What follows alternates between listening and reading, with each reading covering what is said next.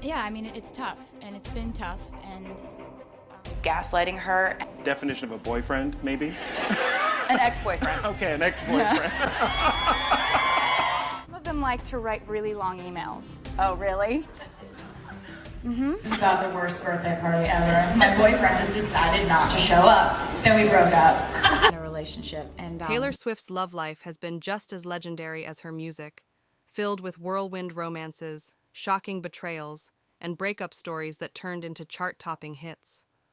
From a 27-second phone call that broke her heart to secret affairs, gaslighting, and even a scandalous scarf, today we're exposing the untold truth behind every Taylor Swift breakup.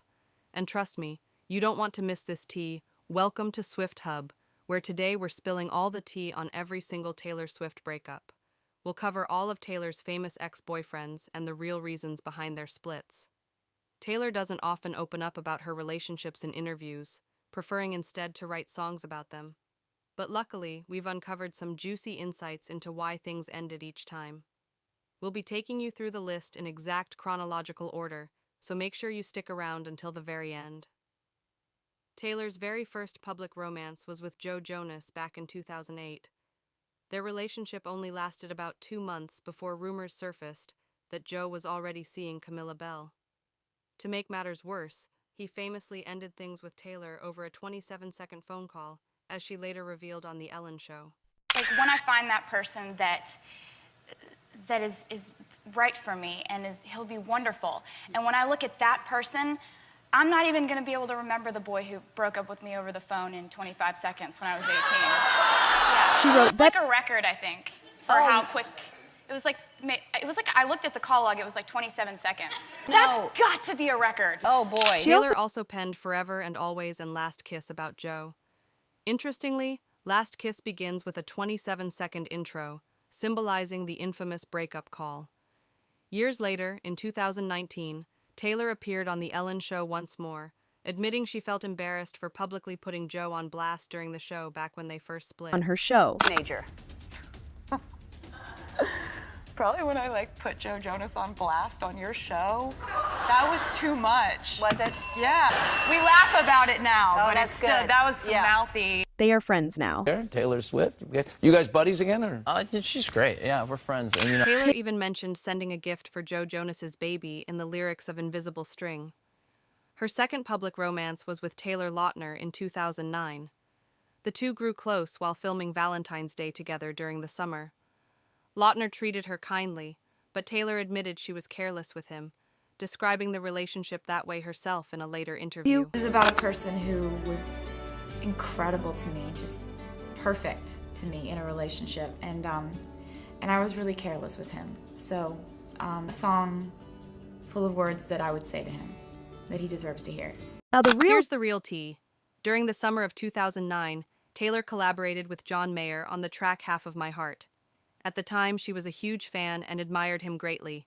They even performed together on stage. While still dating Taylor Lautner, she began developing feelings for John.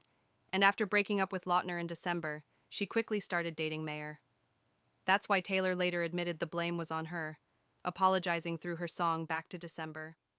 Despite the breakup, she and Lautner remain close friends. He even appeared in her I Can See You video and joined her on stage during the Eras tour. Taylor's third public relationship was with John Mayer, lasting around 3 months. With a 13-year age gap, she often felt hurt and misunderstood. It became obvious she dated him out of admiration, but soon realized their personalities clashed. She later released Dear John, expressing how draining the relationship had been. Mayer admitted the song left him humiliated. John Mayer claims your hit song, Dear John, was about him and he felt humiliated. Oh, come on. Do they ever get in touch with you? Well, some of them like to write really long emails. Oh, really? To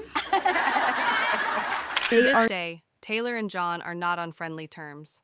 Her fourth public romance came with Jake Gyllenhaal. The two dated for about 3 months, from October 2010 to January 2011. Jake was nearly a decade older than Taylor, who was just 19 or 20 then. Reports claimed he struggled with their age gap and the heavy public attention brought. Still with Taylor Swift. That's not a question of an answer. Okay. What started as a low-key romance soon turned highly public.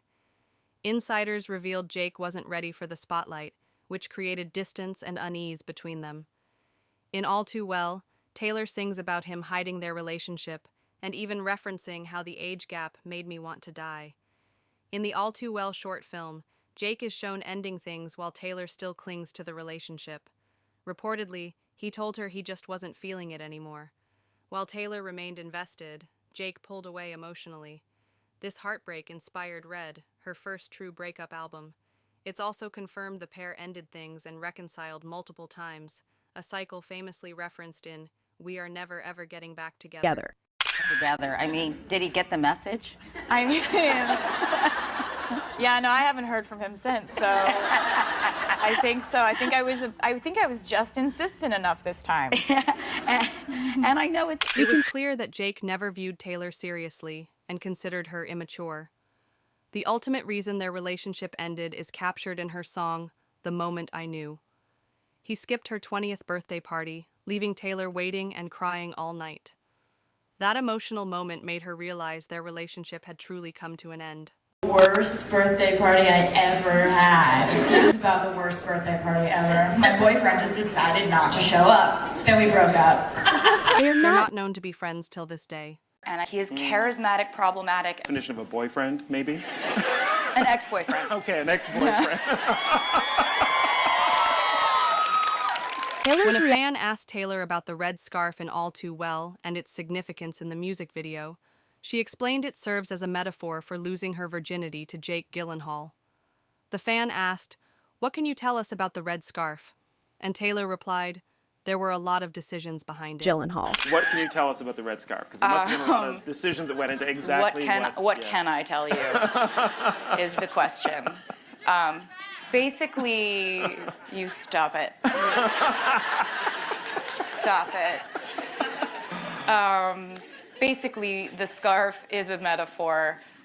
When I say it's a metaphor, I'm just gonna stop. Leave it. Taylor's next public relationship was with Connor Kennedy, which lasted about 3 months in the summer of 2012.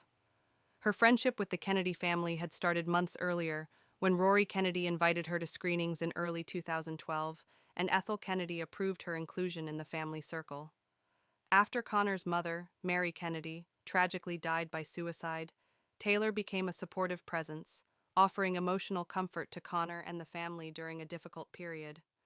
Reportedly, she purchased a $5 million home near the Kennedy compound just weeks into their romance, which reportedly made Connor uneasy, reflecting the intensity and rapid attachment.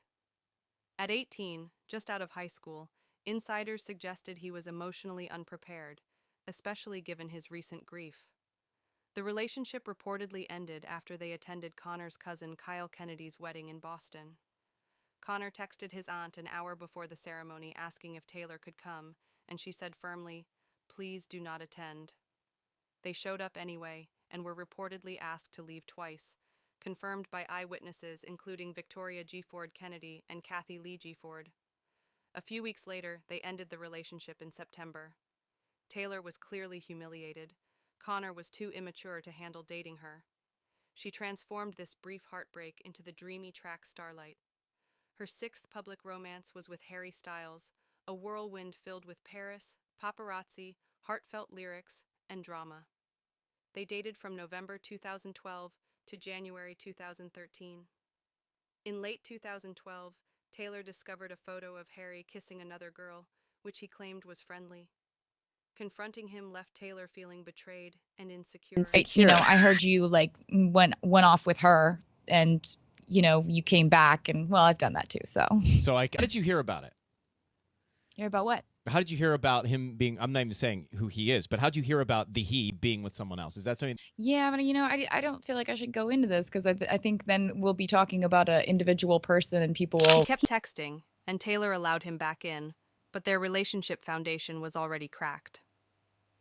By January 2013, while in the British Virgin Islands, they had a major blow-up over his emotional distance and her unmet expectations. Taylor left the vacation mid-trip alone, while Harry stayed behind to party. She was photographed leaving by boat, creating the iconic viral image of Taylor in a blue dress alone. The lyrics, "Blue dress on a boat, your new girl is my clone," clearly reference this moment and the period that inspired "I Knew You Were Trouble." Taylor's seventh public romance was with Calvin Harris, which lasted roughly 15 months, from spring 2015 to June 2016, making it longer than most of her public relationships. The breakup wasn't triggered by cheating or scandal, but rather over the release of "This Is What You Came For."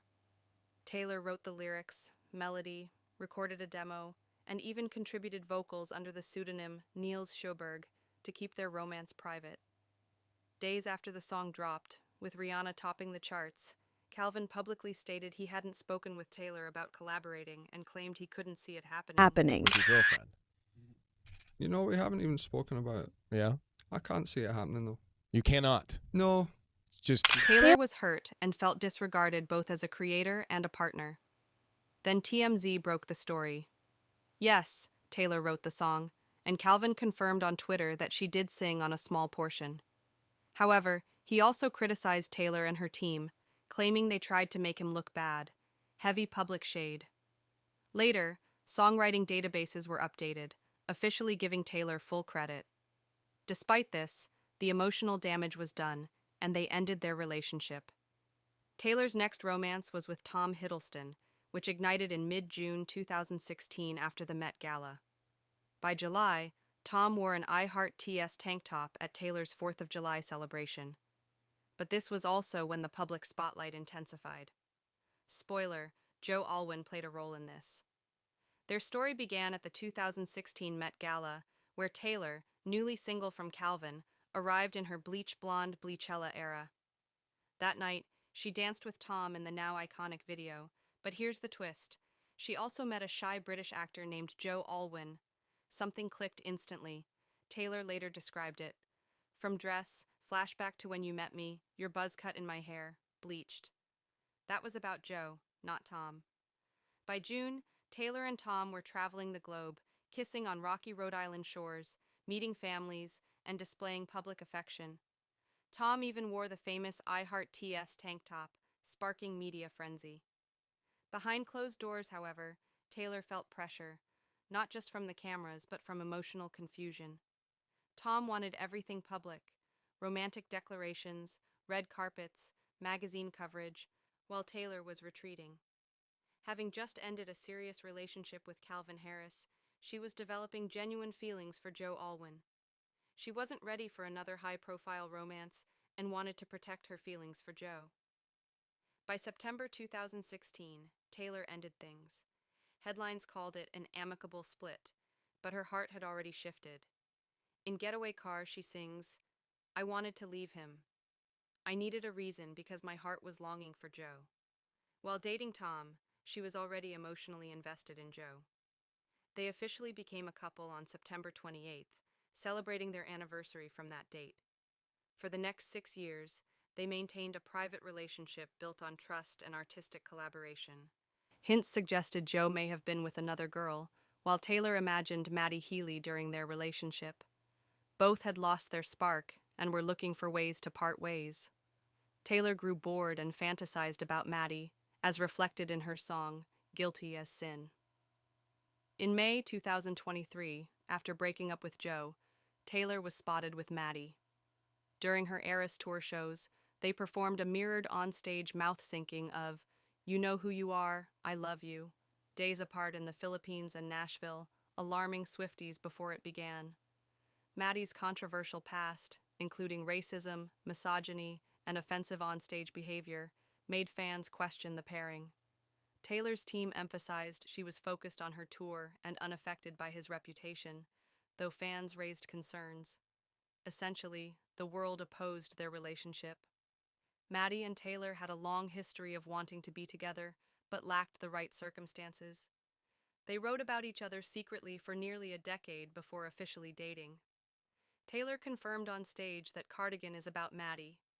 Song lyrics revealed Maddie had love-bombed Taylor, speaking of marriage, children, and even threatening he would die if she left. After public backlash, Maddie ghosted Taylor. The Smallest Man Who Ever Lived became a scathing diss track about a man who ghosted her, questioned her sanity, and betrayed her trust. Taylor was heartbroken, while Maddie claimed they were never serious. Now, Taylor is finally with Travis, a man who truly knows how to care and celebrate her love. Which breakup shocked you the most?